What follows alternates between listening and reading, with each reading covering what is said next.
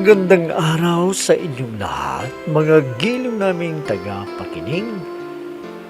Muli po mga kaibigan, narito po ang isa na namang kasaysayan na aming ihahandog sa inyo galing sa ating isa na namang suki nating taga-pakinig na isadula ang kanyang kasaysayan.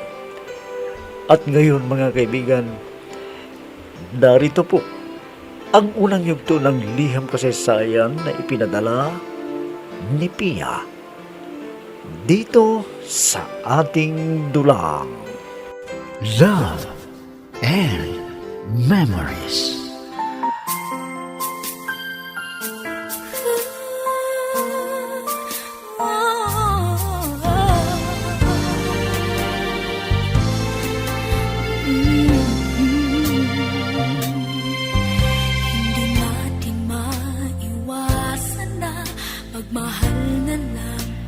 Tawagin niyo na lamang ako sa pangalang Pia.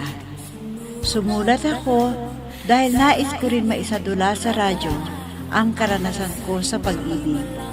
Sa kasalukuyan, nag-aaral ako dito sa isang universidad dito sa aming bayan. At ganito ko sisimulan ang lahat.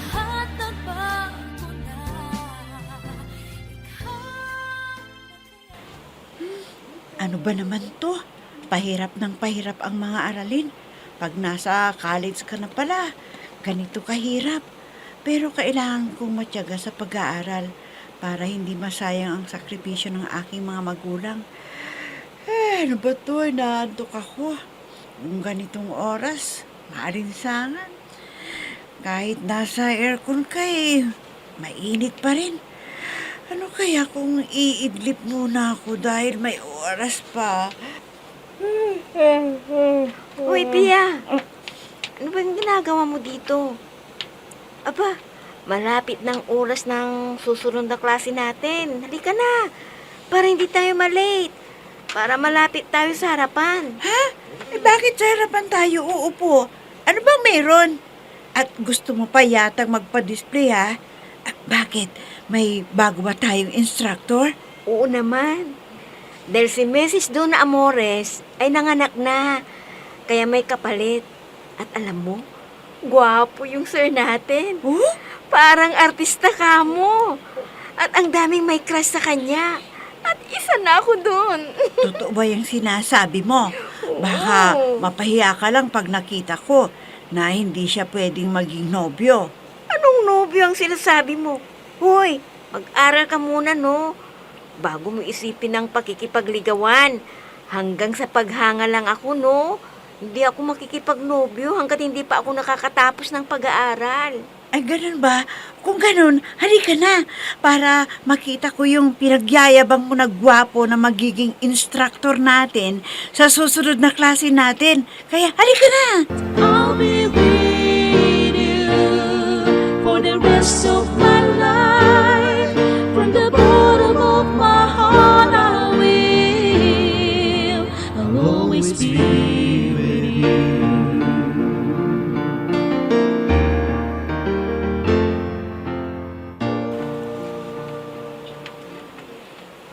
Okay, class.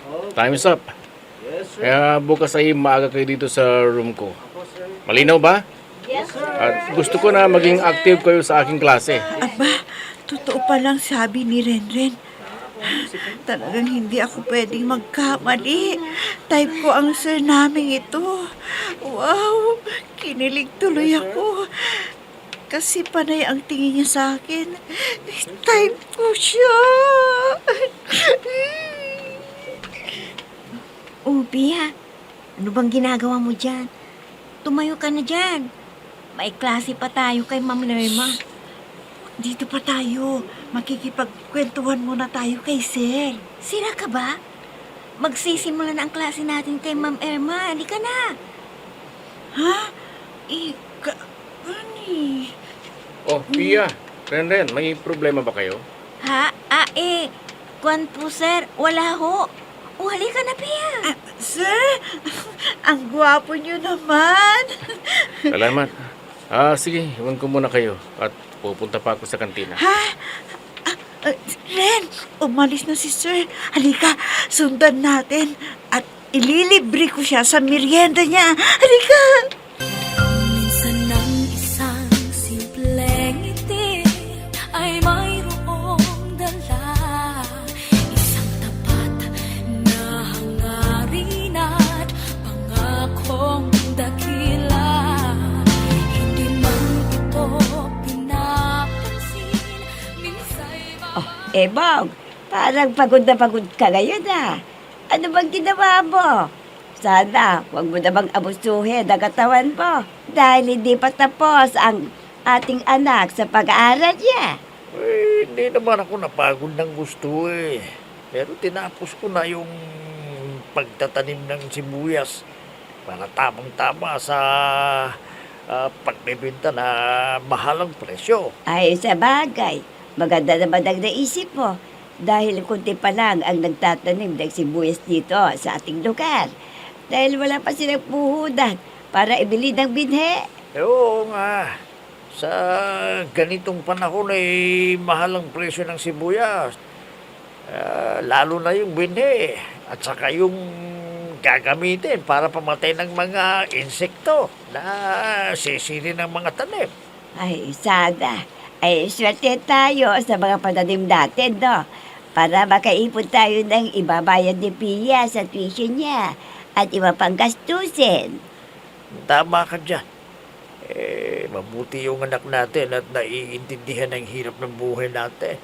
Hindi siya maluho. Nag-aaya ng ibang dalaga dyan na kung ano-anong kuloriting binibili para mapansin ng mga lalaki. Ay, Imong, gaya ng kapitbahay natin na dalaga dyan. Hindi pa tapos ay nag-asawa agad. Kaya sayang ang gastos ng magulang. Siguro, hindi pinagsasabihan na unahin mo muna yung pag-aaral na kahit babae, kailangan na makatapos din ang pag-aaral para maging maganda naman ang kinabukasan niya. Ay, nako, talagang sinasabihan ko si Pia para hindi niya gayahin ang iba dyan na dalaga. Anong napala? Dahil sa maagang pag-asawa, hindi magkasundo at hirap sa buhay. At ayokong danasin ni Pia ang ganoon na pagkatapos ng ilang buwan na pagsasabay, hiwalay agad, di ba? Kaya dapat lang na maunawaan ni Pia ang mga bilin natin sa kanya.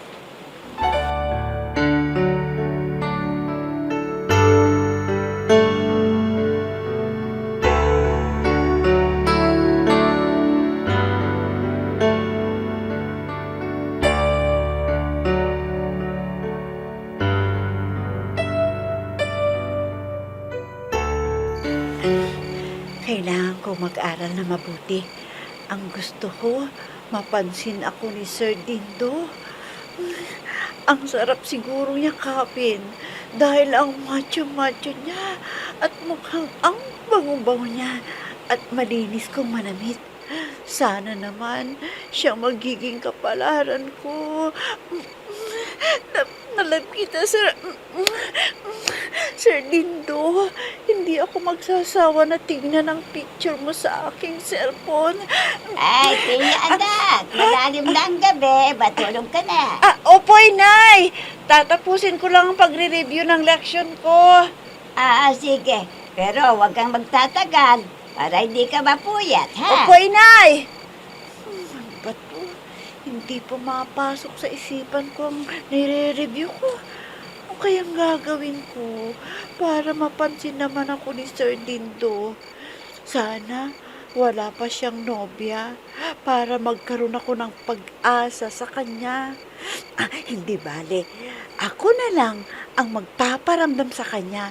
Baka sakaling magustuhan din niya ako.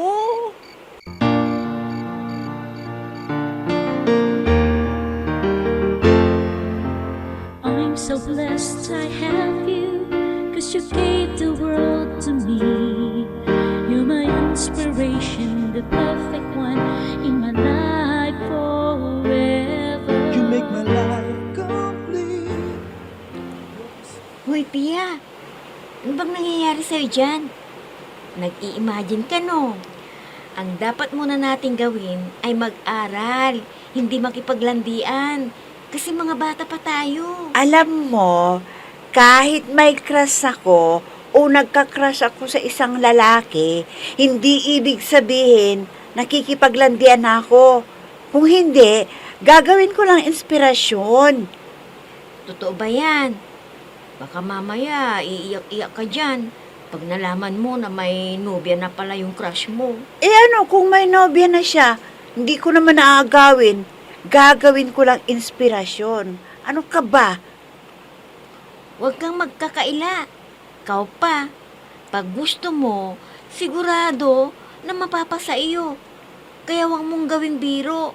Yung sinasabi mo na crush, baka mamaya maging totoong pag-ibig na yan. Hindi. Promise, talagang gagamitin ko para mag-aral ako mabuti at hindi ako babagsak sa mga subject natin. Ewan ko sa'yo.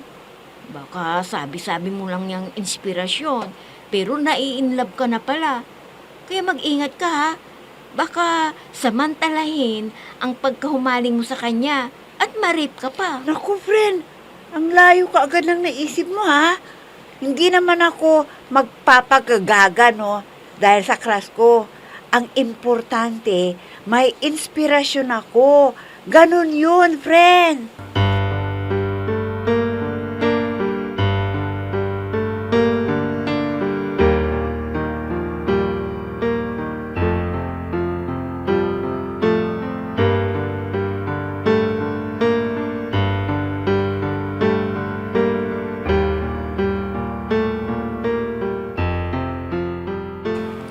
O, kumusta na yung mga estudyante mo na laging kinikilig sa'yo? Baka naman, sasamantalin mo ang pagkahumaling nila sa'yo. Alam kong patakaran, Lerma. Kaya kahit di mo sabihin sa akin yan, ayaw kong sirain ang profesyon ko. Mabuti naman kung naisip mo yan. Baka tuksuin ka, ay agad mong susunggapan. Sana, wag mong gawin yan. Ikaw talaga, Lerma. Para bang wala kang tiwala sa akin. Eh, hindi na mauulit ang nangyari noon. Alam mo naman na nirasing niya ako, kaya hindi ko alam ang nangyari sa akin. Nagpapaalala lang ako sa iyo para hindi madungisan ang iyong pagkatao na muntik ka ng makasuhan noon. Buti na lang at may saksi na wala kang kasalanan. Kaya mag-ingat ka na. Huwag kang lumalapit sa mga estudyante na may pagnanasa sa iyo. Huwag ka namang magsalita ng ganyan. Kami makarinig sa'yo. Sasabihin nila na mahilig ako sa babae. Paano naman?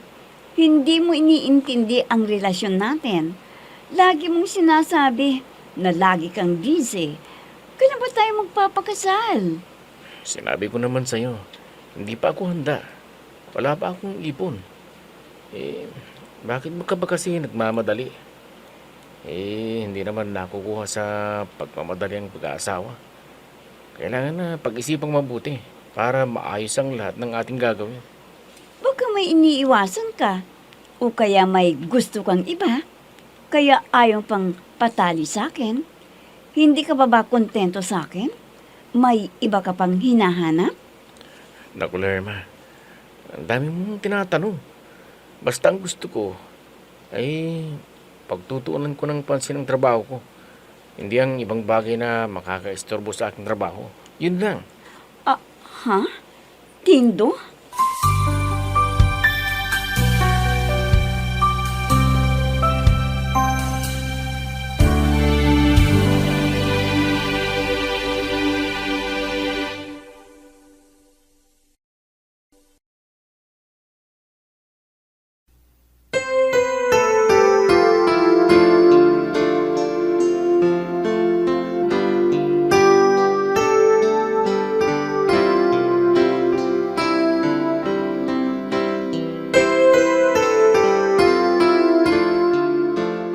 Nasaan na kaya si Sir Dindo? Magpapaturo ako sa kanya dahil hindi ko naintindihan ang tinuro sa akin kanina eh.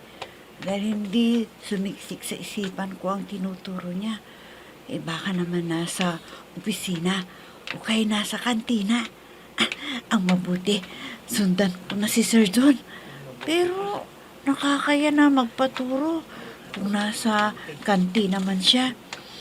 Pwede kayang istorbohin si Sir Dindo kung sakaling magpapaturo ako sa subject na tinuturo niya? Basta, bahala na. Ang mabuti pa'y lalapitan ko si Sir para makausap siya. Kung bakit kasi lagi kong hinahanap si Sir Dindo. Hindi ako kontento na makita sa room na pinagtuturuan niya. Kailangan kong hanapin si Sir Dindo para masabi ko sa kanya na turuan niya ako doon sa subject na hindi ko naintindihan. I'll be with you for the rest of my life. From the bottom of my heart, I will. I'll always be with you.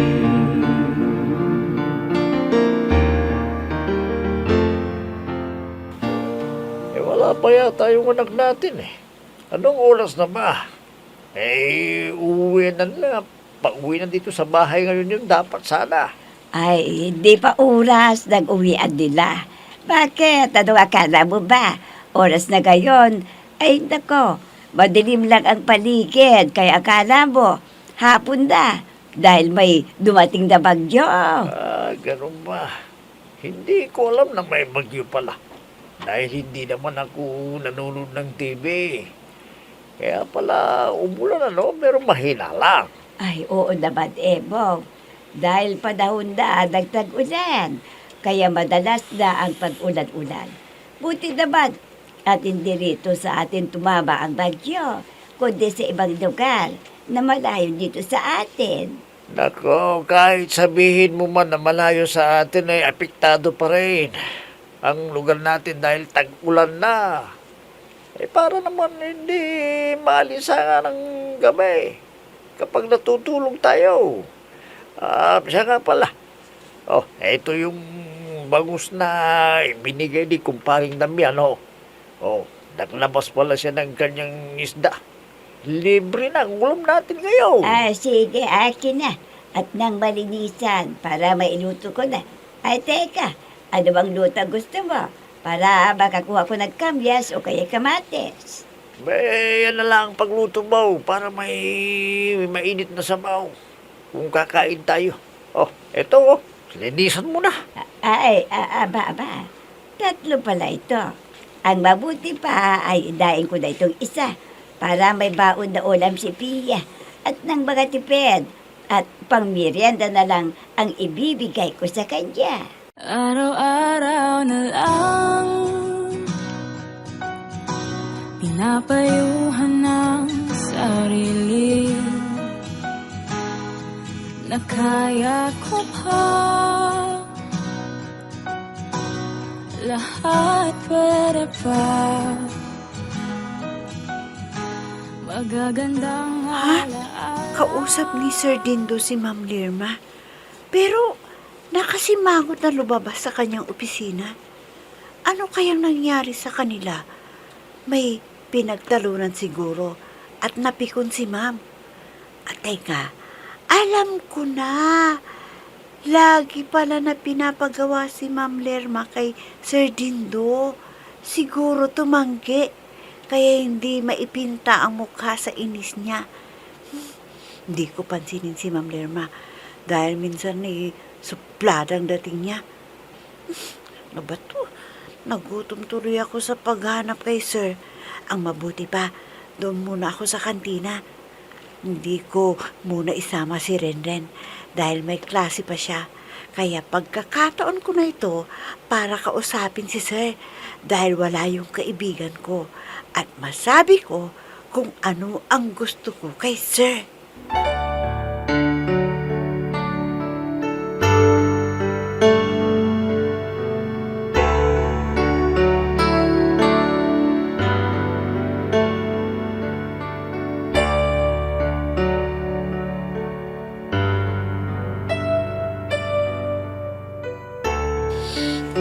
Sir, nandito pala kayo sa kantina. Pwedeng makiupo dito sa lamesa niyo, sir? Oo naman. Sige lang, total. Wala naman akong kasamang nagmimerienda eh. Salamat po, sir, ha? Kwan pala, sir. Ako na pong bahalang magbayad sa merienda ninyo, ha? Ha? Naku, huwag na, Pia. Salamat at tapos ko nang binayaran. Ganun ba, sir? Sana, huwag muna kayong malis, ha? Sir, pwede ba kayong kakwentuhan? Kahit sandali lang? Okay, sige.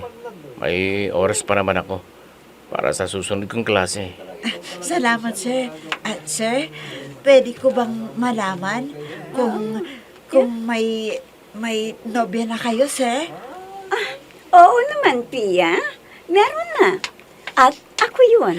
Ako ang nobya ng sir niyo. Ma'am Lerma?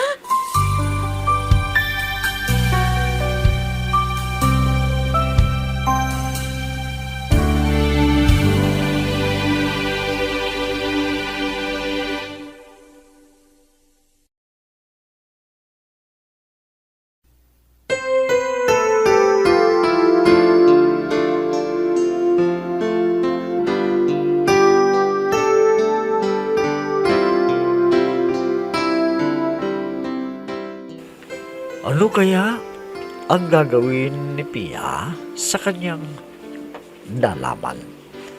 Mga kaibigan, huwag ninyong kaligtaang subaybayan ang pagpapatuloy at ikalawang yugto ng liham kasaysayan na ipinadala ni Pia dito sa ating dulang Love and Memories.